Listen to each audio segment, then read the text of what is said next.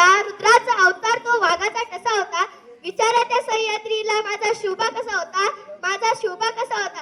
जाणता राजा तो रामायण राम जसा होता, जाणता राजा तो रामायण राम जसा होता. संस्कारातून जिंकला जाणे जिजाऊंचा वसा होता, जिजाऊंचा वसा होता. आदरणीय व्यासपीठ, वंदनीय गुरुजन वर्ग आणि माझे मित्र मैत्रिणींनो, छत्रपती शिवाजी महाराज नावाच्या वादळाला जन्म देणाऱ्या एका वाघिणीबद्दल मी तुमच्या समोर बोलणार आहे. ते तुम्ही शांतचित्ताने ऐकाल अशी आशा बाळगते.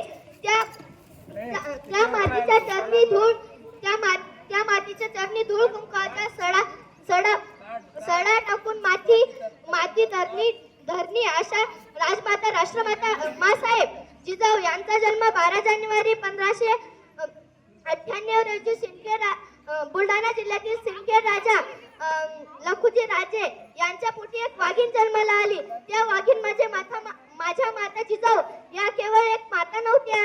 त्यांनी एका पुत्राला जन्म दिला नाही, त्यांनी संपूर्ण स्वराज्याला जन्म दिला.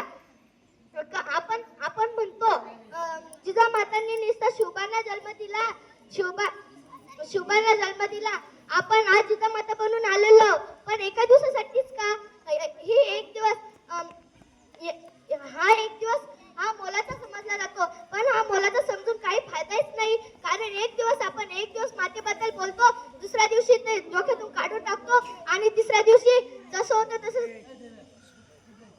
तसं होऊन जातो. तिचे विचार आपल्या डोक्यातही राहत नाही. का फक्त तिने त्या शुभाला जन्म दिला असं नाही, तिने संपूर्ण स्वराज्याला जन्म दिला आहे. काही दिवसानंतर त्याच वाघिणीच्या पोटी एक वाघ जन्माला आला. तिने त्याच्यावर असे संस्कार केले की त्यांचे जे वडील होते ते गुलामगिरीत होते, पण त्या मातीने तिच्या मुलावर असे संस्कार केले की तिचे असे म्हणणे होते, तुझा वडील गुलामगिरी करतात पण तुला गुलामगिरीत राहायचं नाही शोभा, तुला या गुलामगिरीत राहायचं नाही, तुला ही गुलामगिरी मुक्त करायची आहे, तुला तुझ्या मातेलाही मुक्त करायचे आहे. मग तुला तुझ्या मातेलाही मुक्त करायचे आहे.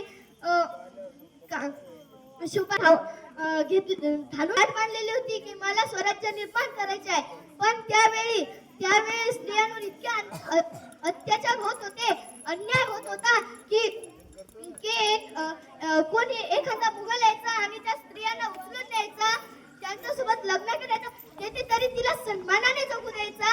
आता तर 4 वर्षाच्या मुलीवर बलात्कार होतो, तर त्या मुलीला सन्मानाने जगू देत नाही तो. 4 वर्षाच्या मुलीवर बलात्कार होत असेल तर आता आपण यावेळी या भारतात हा भारत निसतात सन्मानाने, या भारतात स्त्रियांना सन्मानाने जगूही देत नाही तो. एके दिवशी आता 4-5 वर्षापूर्वीची गोष्ट आहे की एक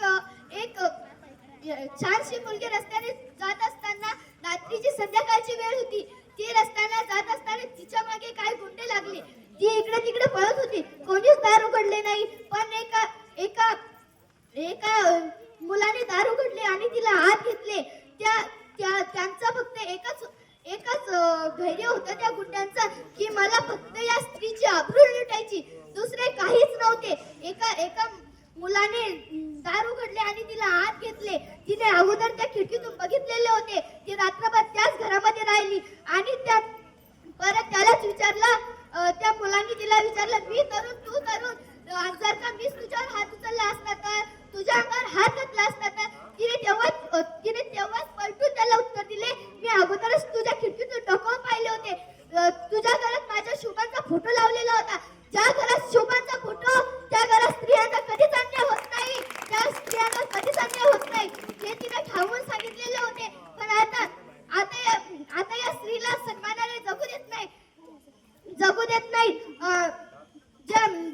ज्या बादशाला त्या जिजाऊंनी त्रास देऊन घायल केलेले होते ना, तिने जर शोभांना जन्म दिला नसता तर आता आपण स्वातंत्र्यात या भारतात राहिलो असतो का? सगळीकडे मुघलांनी आपल्यावर अत्याचार सुरू केले असते, आपल्या स्त्रियांना उचलून नेले असते. इतकेच नाही तर त्यावेळेस तिला उचलून नेऊन तिच्यासोबत लग्न करायचे, कमीत कमी तिच्यासोबत लग्न करून तिला जगू तरी द्यायचे. हो, आता तर 4 वर्षाच्या मुलीवर बलात्कार होऊन तिला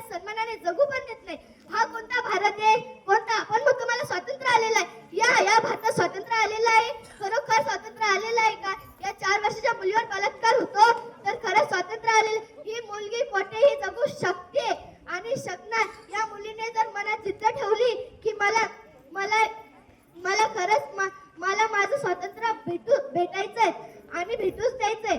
ही मुलगी कुठेही जाऊ शकते, कुठेही राहू शकते. ही कुठेही जाऊ शकते. मुली कुठेच कमी नाही, फक्त त्या स्वतःला कमी समजून घेतात. जाता जाता एवढेच बोलते, जाता जाता एवढेच बोलते, जाता जाता एवढेच बोलते.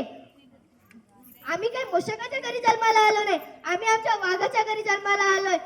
आम्ही आमच्या वाघाच्या घरी जन्माला आलोय.